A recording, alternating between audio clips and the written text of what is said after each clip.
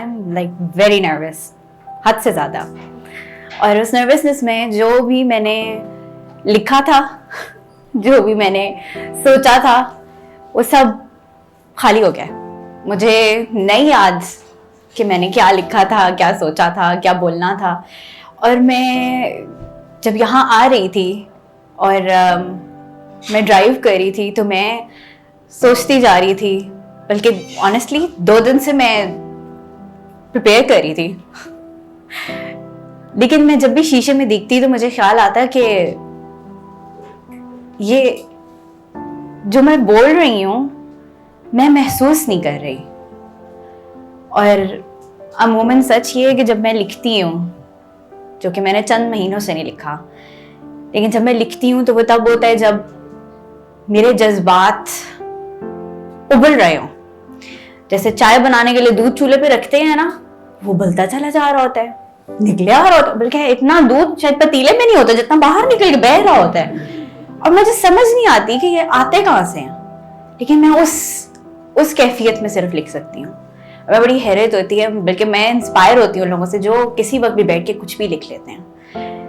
बहुत इंप्रेस होती हूँ, क्योंकि मुझे मेरे जज्बात चाहिए होते हैं।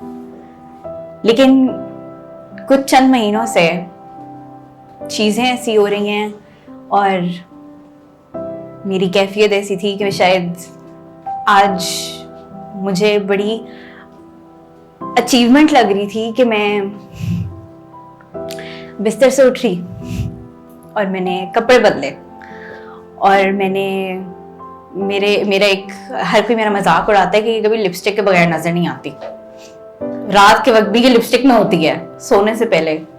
और पिछले चंद महीनों से मुझे याद भी नहीं मेरे पास कितनी है। और आज मुझे एक अचीवमेंट लग रही थी कि मैं उठी हूँ और मैंने प्रिपेयर भी की है। मैंने ये सब कुछ करके मैं गाड़ी में जब आ रही थी तो मैं सोच रही थी कि मुझे कुछ याद ही नहीं अब, और ना ही मैं वो बोल सकती हूँ जो मैंने सोचा था।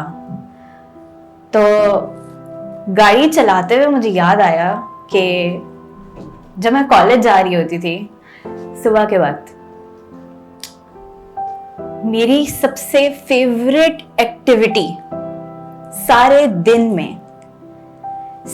में दोस्तों से मिलना, खाना पीना, हर चीज से सबसे ज्यादा इम्पोर्टेंट होती थी उस सुबह के वक्त जब हम गाड़ी में जा रहे होते थे। सामने ड्राइवर अंकल गाड़ी चला रहे हैं, मैं पीछे बैठी हुई हूँ और खाली सड़कें हैं, कोई गाड़ियां नहीं हैं, लेकिन लोग नजर आते थे।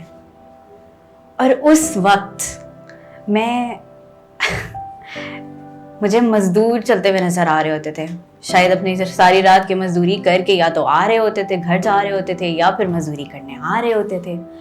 मुझे बच्चे नजर आते थे स्कूल जाते हुए और मैं उनको देखती थी और मुझे उनको देख के कहानियां नजर आती थी। और मैं सोचती, मेरा ख्याल मेरा सारा रास्ता वो चंद चेहरे देख के ये सोचते हुए गुजर जाता था कि इस चेहरे ने आज क्या किया, आज इसका ये हुआ। जब मुझे कोई बड़ी अजीब बात लगेगी, लेकिन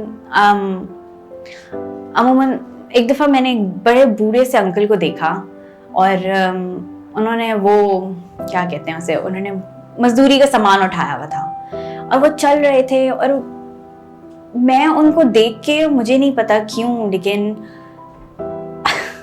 मुझे खुशी भी हुई कि मुझे अफसोस भी हुआ।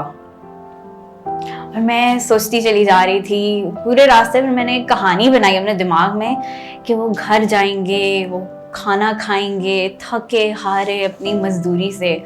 सिर्फ उनके लिए सबसे बेसिक चीज़ इस वक्त उठ के, हो सकता है उनके पास इतने भी ना हो कि वो कुछ खाएं, हो सकता है वो घर जाके सिर्फ कहीं एक बिस्तर में चादर बिछी हुई हो सकता है वहां जाके लेट जाए।